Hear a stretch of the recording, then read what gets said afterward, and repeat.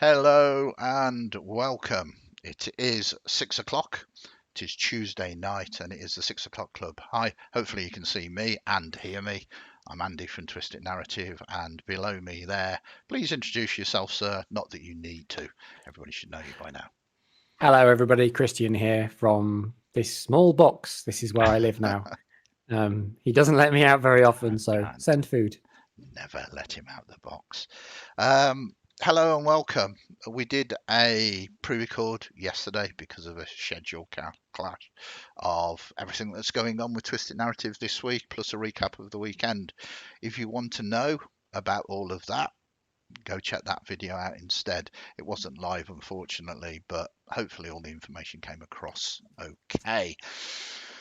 So, Tuesday, 6 o'clock. How was your weekend, first and foremost? Let's do some social stuff. Was it okay? It was good, thank you. It was very good. I mean, obviously, a game, or two games actually. One of mine. I run D&D on Saturday nights with a group, which is very fun. They finished the major quest and they're now on to the next quest, where an ancient red dragon is going to invade the village that they're in with a load of orcs. And then Sunday, Shadows of Sharn. So always fun to play in the Eberron game. Yeah. But around that, going to see the parrots at the local wildlife place. It was a lot of fun. So I did notice. I think it was probably, was it on Twitter or Facebook? Facebook. Facebook. There was some photographs of them. It was amazing to sort of see. Well, those two parrots, they have Rachel's very fond of them, the African greys, and she'll always call to them, and they will always come over and see her every single time, and then just stop and stare at her. Amazing animal magic. Absolutely. What's his name? Oh, Johnny Morris? No, I don't know. Yeah, I think it was Johnny Morris that did animal magic. I think so. You've got me questioning myself now. I'm sure someone in chat can Google it. Want to say big hello, Jocelyn. Jocelyn, yeah. No, in chat there. Thank you for joining us tonight. So a few things. My weekend was busy. 4 games on Saturday. Only one game on Sunday, I think. Yeah, which was the Eberron game. I covered them all yesterday, but something I want to reference again because we were just chatting it off air, and I genuinely are very keen to hear people's opinions on it. Is the actual play that we did. We actually did an actual play live, which was Junkers on Saturday night. This was just a one-shot fill-in because we should have been running Call of Cthulhu, but people couldn't make it because of schedule classes. I had a blast running it. I think the players really enjoyed it.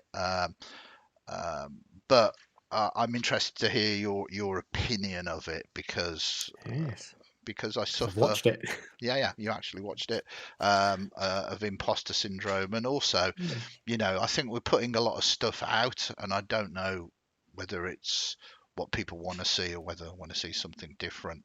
Everybody's been super kind. We're getting lots of likes and lots of views, but so that's a positive thing. But actually having a critique is sometimes really useful to know what direction we should go in as well.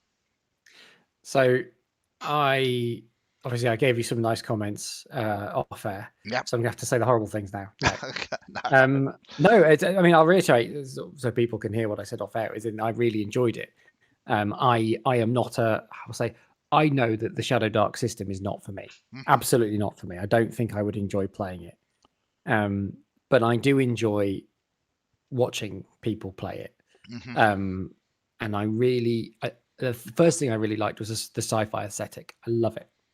And actually I found I was attracted to that more than anything else. The system, because when you're watching games, certainly for me when I'm watching a game, as long as the system makes sense, I'm absolutely fine. Yeah. But the way the players interacted with the world, the characters themselves was all really interesting, and I love this kind of not low tech, but almost like cassette futurism.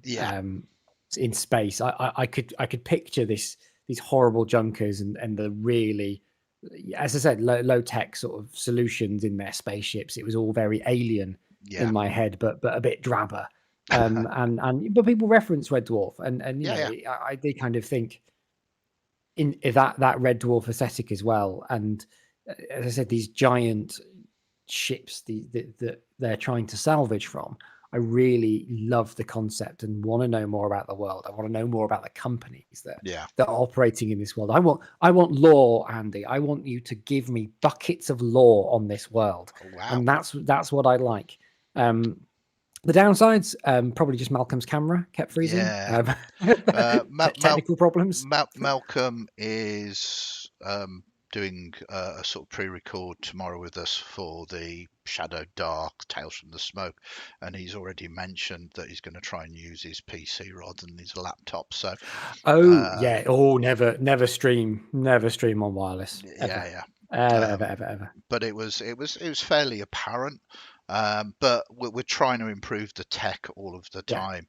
As I say, our cast, if you can call them a cast, but the players are volunteers. So we are very much bound by the technologies Yeah. that we've got. But I mean, that is most definitely a fair comment. And also stick Ian in a game. I'll watch it. I love watching Ian's characters or Yeah. playing in games with Ian's characters. It's always a delight. Yeah. I just loved it. Absolutely loved it. Kyle was the captain, wasn't he? Yeah, I think de facto captain. They hadn't Yeah. really discussed their characters at length before the stream. I mean, what? Yeah, go on. No, I was going to say also the names. David Bishop or Dave Bishop. Yeah. I'm really, really hoping that was a mix of Dave Lister and Bishop. Yeah. Because I know you. Yeah, I know how you name some characters. So I fully suspected that that's where that came from. Yeah. But no, I really enjoyed it. And I would encourage anyone watching this, if you're watching it live, this stream live or on catch up. So Jocelyn, go watch Junkers if you haven't already.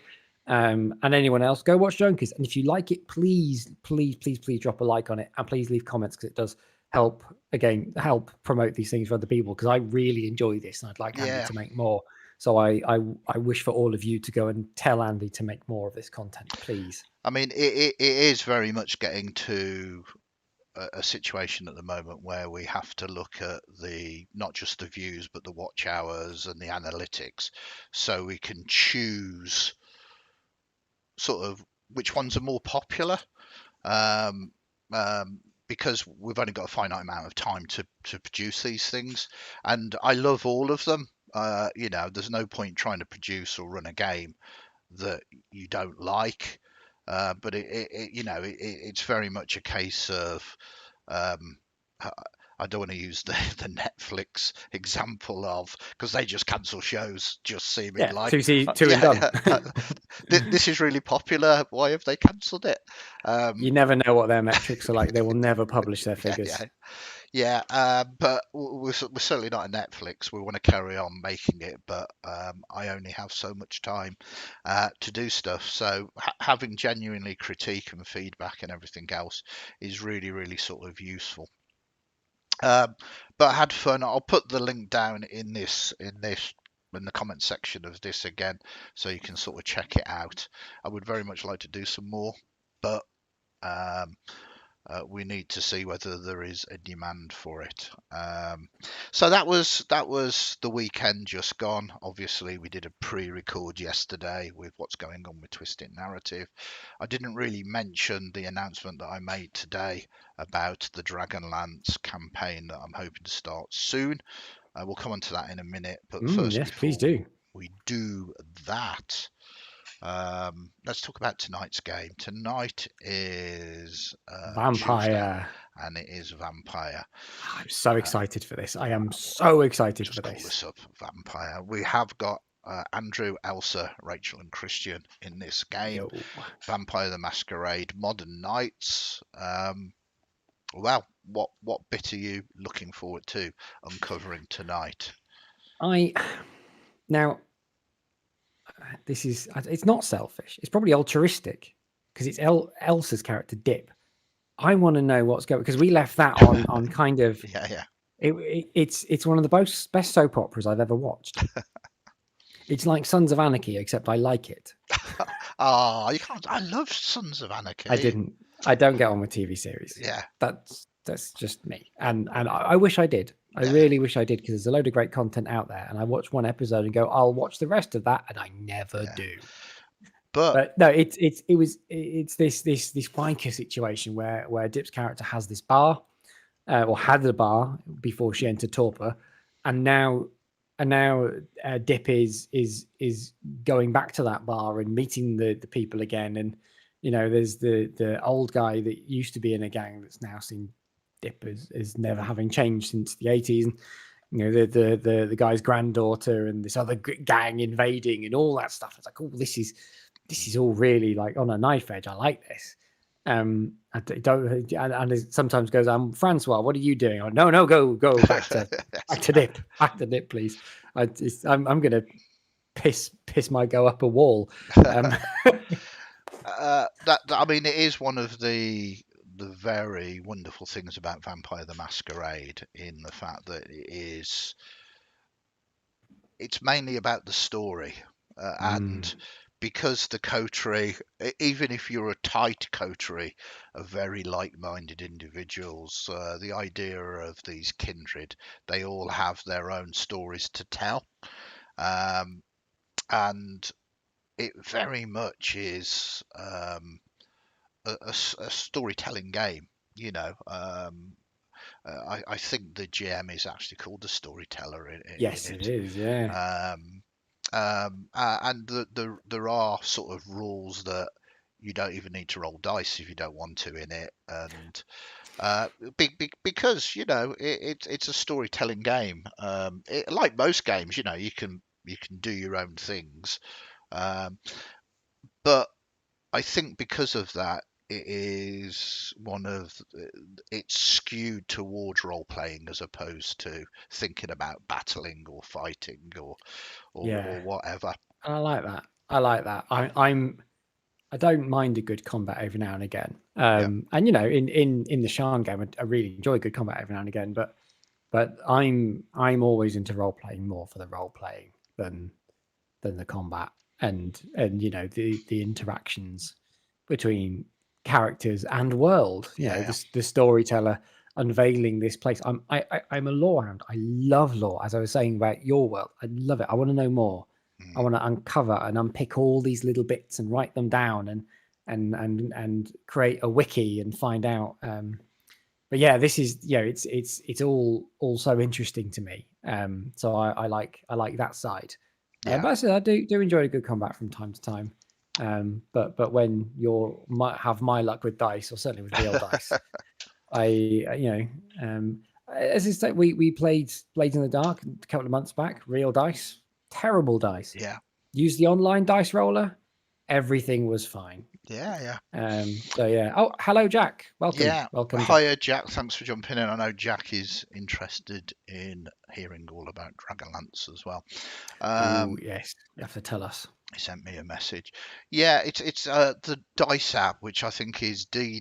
dddice.com. Yep. Yep. It has been absolutely amazing. Um, it means that we can roll dice on our live streams. It's very clever, and they've collaborated with the guys from Shiver to create bespoke dice for them, which Mm. you saw in our actual play for Shiver. So they seem to be very, very sort of open to all of these ideas. Yeah. And they have streamer mode as well, where you get given a URL. It's got like a white background, and whenever Mhm, someone rolls dice, you can overlay it over your stream. So that's what Andy's been doing. mm, And it makes, I certainly found from what again, a viewer point of view on the Shadow Dark one on Junkers, I yeah, found that much more immersive, being able to see what dice are dice was rolled. bold. Yeah, Yeah, I find it's difficult watching the DM's view of Fantasy Grounds, because you get the view of everything, yeah, but it's impossible to get a view from a player's point of view unless you somehow stream every single player's view, yeah, and then I can switch between it like some kind of weird red button. yeah. No, I mean it is very very difficult. I mean certainly for tomorrow night's pre-record of Tales from the Smoke Shadow Dark, we're going to go back to Theatre of the Mind, and we're not going to be streaming Fantasy Grounds. We're using the D&D Dice Mm. app, and it'll be more akin to Junkers Yes. as a layout than it is to the previous setting. Hopefully, people will like that. We got I think it's our one of our not our most viewed video, but the Mm. largest amount of watch hours that we've got on the previous Tales of the Smoke. So hopefully, by changing the layout and doing everything else, we're not scuppering ourselves there. But No. I think it's a good move. I think it will make the game more immersive for the viewers as well. But we will see. We will see. So, Dragonlance, Dragonlance, yeah. what is it? Because I joined D&D. I mean, I've only ever known the Forgotten Realms as a setting, Hmm. and I joined D&D as a player for that. So, Yeah. Dragonlance wasn't really a thing, I would say. Yeah, So, I think Dragonlance for me was, or certainly for Dungeons and Dragons role playing was kind of a big change. Um, I might be remembering things slightly wrong here, but I'm fairly certain this is true. Um, there was the UK market, which had White Dwarf, and a lot of the writers, the UK writers, uh, basically created coherent dungeons and worlds and settings, and they they kind of made sense when you had a hook and a plot other than there's a dungeon, go and slay the monster. There is a powerful magic item, go fetch powerful magic item. Um, that's a lot of those were coming out of the US as kind of standard dungeons, and as a kid I lapped them up. They were good fun. I didn't really care that they made no sense that there was some kind of aberration that was sharing a lair with a red dragon or whatever. yeah. uh, and there was no reasoning for it. There was, even in the text, a lot of the time it was just, yeah, that section of the dungeon is occupied by so and so, this section is occupied by so and so as well. And then came along Dragonlance. And Dragonlance was one of these, you can't really call it, I suppose you can call it a multimedia event, but it wasn't designed to be, I don't think. I don't Hmm. think that ultimately was the concept when it first came out. Um, uh, but there was the series of books, there was the modules, and I think there were some computer games as well that all came out as popularity sort of grew. And I think certainly for Dungeons and Dragons, it was the first kind of narrative type game that I came across. Obviously, I'd played by this point Call of Cthulhu, which is a narrative style of game, but very different to sort of Dungeons and Dragons. Oh, thank you very much. I think we might have got a sub there. I heard a, a jingle dangle in my ear. Whoever did that, thank you very much. I can't actually see who did that. Oh, it was Nicholas. Thank you very much, Nicholas. It's just come up on my channel. Really appreciate the sub.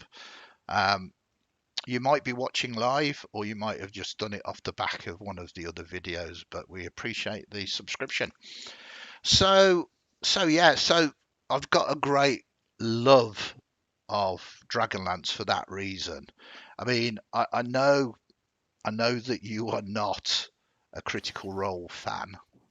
Nope. Um, but I'm sure that you appreciate the fact that Critical Role is perceived as a very narrative-based role play. Oh, absolutely, Yeah, yeah. absolutely. Yes. Um, Yeah. and imagine having lots and lots of just dungeon crawls and battles as a player, and then suddenly discovering something like Yeah. Critical Role. What we Yeah. can actually have our characters and we can role play. And that was Dragonlance for me. Hmm. I'd had some experience before, but it was quite difficult to get that across to many players and all of that kind of thing. And Dragonlance helped that happen. Um, First and foremost, there was the novels, but what was also really nice about Dragonlance is the party. The party had very, very great dynamics. There was nice characterizations, but the twins, for instance, Rastalin was slowly but surely being consumed for his desire for magic and leaning into the dark side. And there was Tasselhoff, who uh, Tasselhoff comes in for a large amount of criticism. That is because many players have gone, oh, I want to play Tasselhoff. Tasselhoff is a Right. Kender. A Kender is kind of Kryn's, that's the game world of Okay. Dragonlance's halfling race. Right. Yes. Um, but Kenders like to borrow things, and Mm. reading it as a novel, it's endearing, and he's not malicious. He just borrows things, and it's, oh, where's that gone? I bet Tass has got it. Tass, where is it? Shake him upside down. There it is. Yep. It works in that kind of narrative form. But when you've got a player that goes, well, I'm like Tasseloff, and I'm just going to steal from all the players all of their wealth and all Yeah. of their magic Yeah. items, and yeah, I'm just playing the character. It's just like Tasseloff. It's like, no, no, no, no. And Tasselhoff could be. Tasselhoff was kind of an innocent, so naive and all of that, and for narrative reasons, did things that perhaps didn't help the party, but worked in a story way in the novels. Yes. Yeah. Um, but can easily be translated into a disruptive player mode. Yes. I My mean, guy syndrome. yeah, That's what my guy would do yeah. These to days, the destruction of others. I mean. yeah. These days, it's not so much of a problem Mm. because, to be perfectly honest, um, the people have got good role models. And again, I'm going to lean Mm. into Critical Role as an example of a fantastic group of players that that can try and disrupt what other people are doing, but in a fun, social way. You That they, have to be friends yeah, to yeah, do it. You have to know each other and trust each other to do it. yeah. And you know that it's not malicious, and it's very well balanced and not scripted, but you know Mm. that they're doing it, but they don't expect to get away with it. Yeah. Whereas back in the day, sort of PV, player versus player stuff was terrible, Yeah. and Yeah. this was just an excuse to be able to take it to another level. Um, Sorry, Mm. lots of digression there. No. So Uh, with Dragonlance, I know Wizards. Well, I know there's a new book out for yeah, Dragonlance, isn't there? So I mean, has that moved the setting on? Is it a rehash of the traditional one? What is it? to be honest, I've not read the latest book, Well, because I didn't you know want it. to. Well, No. yeah, they have moved it on, I believe, and Mm. there's a lot of merchandising about it. But what I want to bring to the campaign that I'm running is my joy of what I felt for the very first time of Okay. doing this. And it will be fifth edition. We use fifth edition rules, but I kind of believe that a lot of fifth edition product is kind of tailored now to a certain kind of taste. And what I want to do is bring the old school feel of finding out about this world, this Kryn, for the first time, Right. um, rather than kind of run the preset campaign that they've Yeah. written out. Yeah. So it'll be basically, it will be Dragonlance, it will be fifth Mm. edition, it will be set in Kryn, but it will be homebrew story rather Yes. than that. And I really want to take the characters on a journey, very much like those original characters in the modules and in the books. Something that starts off small. It's very, very Tolkien-esque, not in Yeah. flavour, but in that story arc of everything starts small, and Yeah. then they get involved in something that is, the War of the Lance, Yeah. basically. Okay. Uh, Is that like the ongoing thread? Because like I would say in the Forgotten Realms, I mean, with when they got to fourth edition, they did start with like spell plague and all that nonsense, yeah, which is why I've never moved past the third edition book of the Forgotten Realms. I have it on my shelf behind me. It still has the map with it. I love that book because it's just a list of places, deities, and things like that. yeah, And yeah. so, is the War of Lance, is that sort of an ongoing thread throughout the books, or Yeah, what is it? kind of. I mean, Dragonlances are these legendary artifacts that, I mean, very much do what they say. They are lances that are used whilst riding a dragon, Right. but they are magical, and they're used to joust against other dragons. Um, Obviously, this was back in the day, so they had that standard concept that there were metallic dragons and there were chromatic dragons, and Yeah. the chromatic dragons were evil, and the metallic dragons are good aligned. I won't be leaning into that much, but the storyline is that dragon eggs were being stolen to Mm. mutate into draconians, which were the foot soldiers of various levels that were brought into this war, basically. Um, and also, the original Dragonlance, the gods were lost as well. So it was like a Oh. refinding. Clerics didn't have any power at the start, and it was very Okay. much a case of uncovering that power and I finding like that. these discs to find divinity again, really. So it was like, from a very small start of your first level event, not even a venturing company, but a group of misfits that have come together, Yeah. to this epic tale that unfolds. And it definitely felt epic playing the sort of storyline and the campaign, with a lot. And what was cool back in the day was kind of seeing the books and seeing how the characters in the books did things, as you were Yeah. kind of Yeah. doing similar things to it, which I just loved so much. Mm. Supposedly, there's going to be a TV series of Dragonlance as well. I've heard that too. I Yeah. have heard that too. Um, So with Dragonlance or Dragonlance, yeah. Lance, I'm Southern.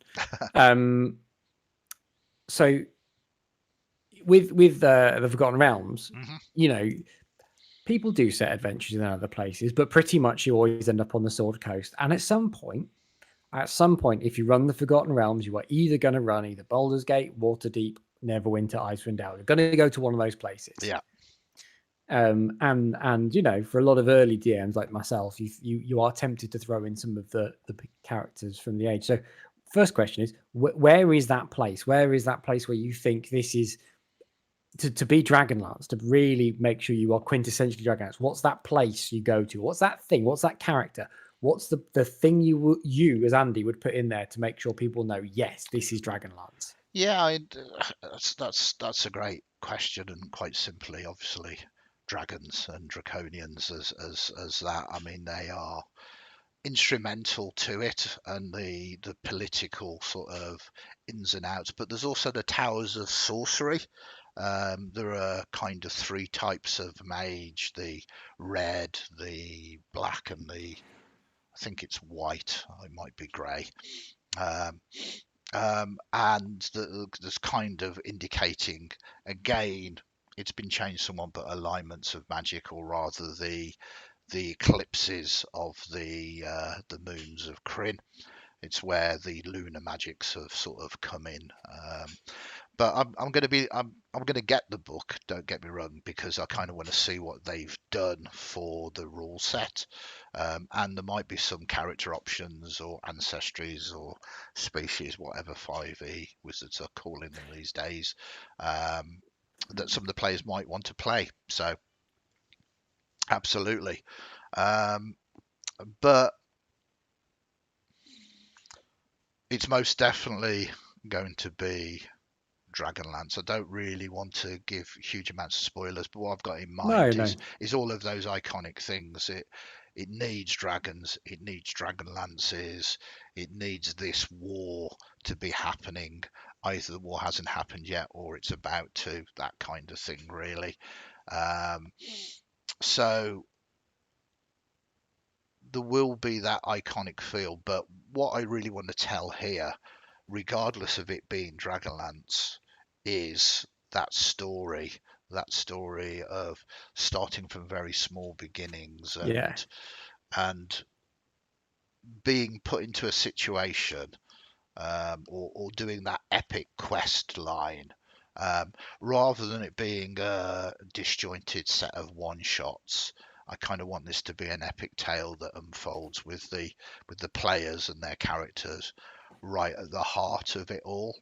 Yeah. Um, and I've got a few ideas. I kind of want them all to have agendas. So basically, bit from Icewind Dale, which everybody has a starting secret, because that leans very much into the narrative as well.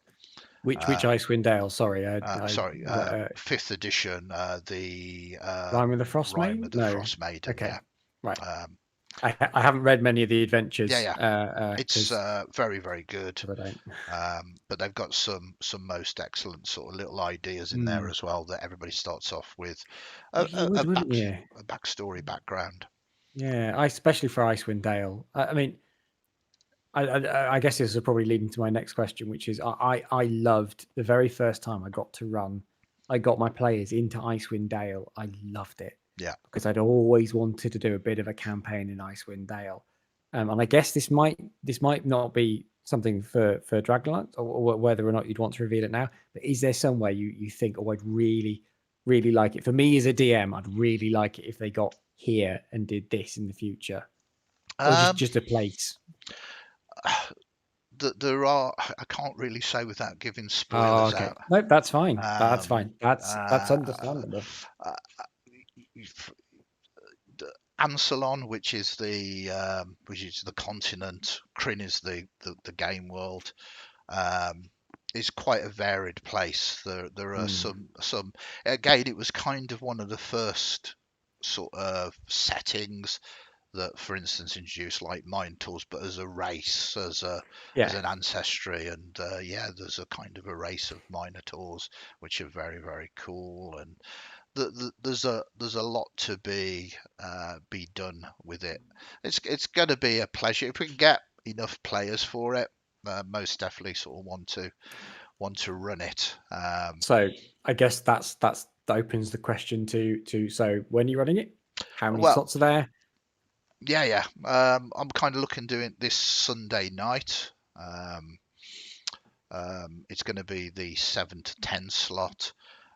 It might be a mini campaign, so I kind of want to run it weekly, like we do with our Eberron game, Yeah. um, and kind of almost do a prologue is wrong, but a sort of first to third level taster of you know. Um, Maybe a month, 4 sessions, something like that, to see whether people really like this, and if they do, we might expand it into the epic sort of quest line. So there's not a huge commitment if you want to give it a go. Um, so yeah, really. I've ran the previous modules, the original modules, quite a few times when they came out.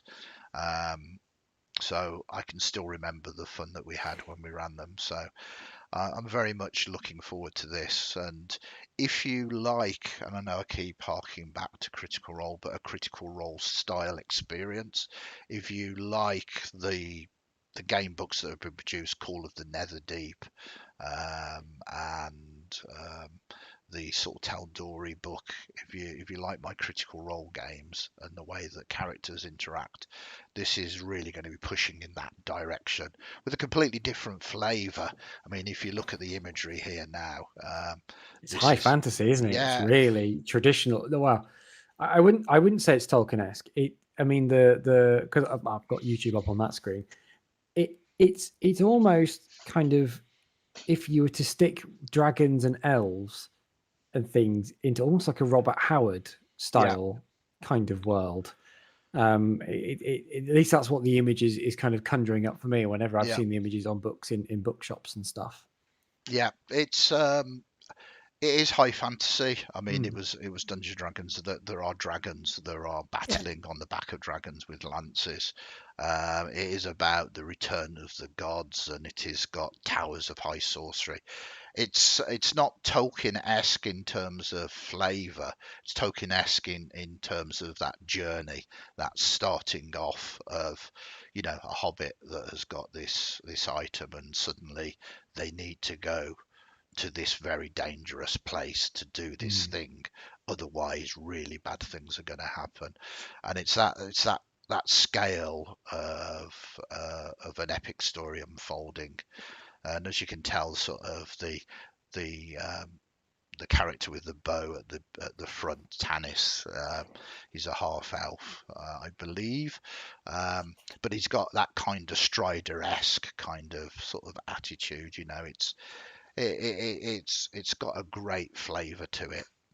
Yeah, Obviously, the characters will be more than welcome to play whatever characters they want, but this is moving away from that steampunk-esque kind of yeah, thing that I love, and leaning more into this feathers and furs high fantasy kind yeah. of I like game. that.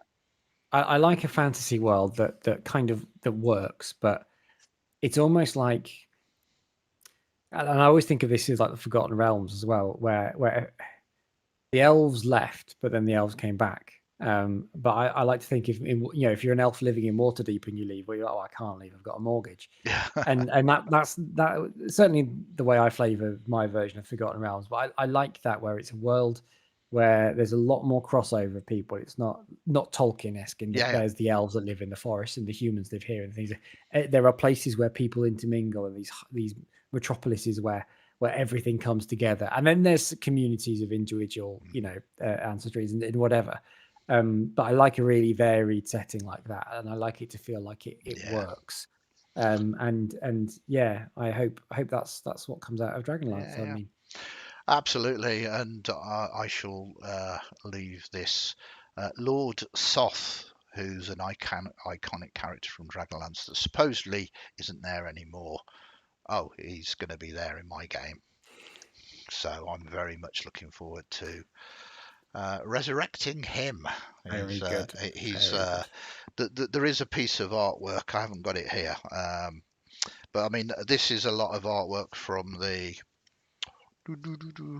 Uh, Ooh, this is kind of all of the things that I've got from my older stuff, yeah, fundamentally featuring sort of very dragons nice. and Yeah, stuff. But a classic a classic image, and I need to sort it out. It still sort of sits with me today, and it's a group of undead horsemen sort of coming across a plain. And at the front of it is Lord Soth kind of leading the way, and it's absolutely amazing.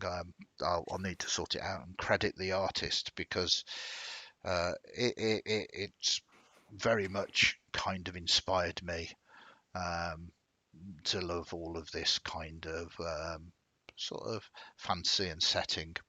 so So that's going to be the Sunday game, 7 till 10. 7 till 10, yeah, And there are slots available. So if yeah, anyone yeah. wants a slot, just message you. Just message me in Discord. I'm not. I would like to run it. I'm not in any kind of rush to run it. In fact, I've got quite a few other things in the pipeline as well, as Ah, you very well know. So if it doesn't fire now, the main reason for kind of doing this is I believe Sunday is St George's Day, and it just seemed Yes. to be a fun thing to try and launch. Him being someone that supposedly fought a dragon. Mm. Um, but if there is enough interest, I'll be talking to people. Um, we will do it this Sunday. If not, there will be plenty of other chances to do it. Um, right, we are getting to that point now. It's about 22 that we need to start getting Yeah. ready for our vampire game. I need to So update Fantasy Grounds. yeah, I need to actually to load it up as well. So thank you very much for staying with us in chat. I hope you found that interesting. If you're not watching in chat and watching on catch up, because we'll post the link tomorrow morning once it's video on demand and you are interested, send me a message in Discord and we will try and sort you out a place on Dragonlance. If you can't make it this Sunday but you're interested in generally, let me know as well, and obviously we'll try and make our schedules align. So for now, it is goodbye and good night for me. Have a good rest of evening, and over to you. Stay safe and stay hydrated. Very good. Take care, everybody. Catch you all next time.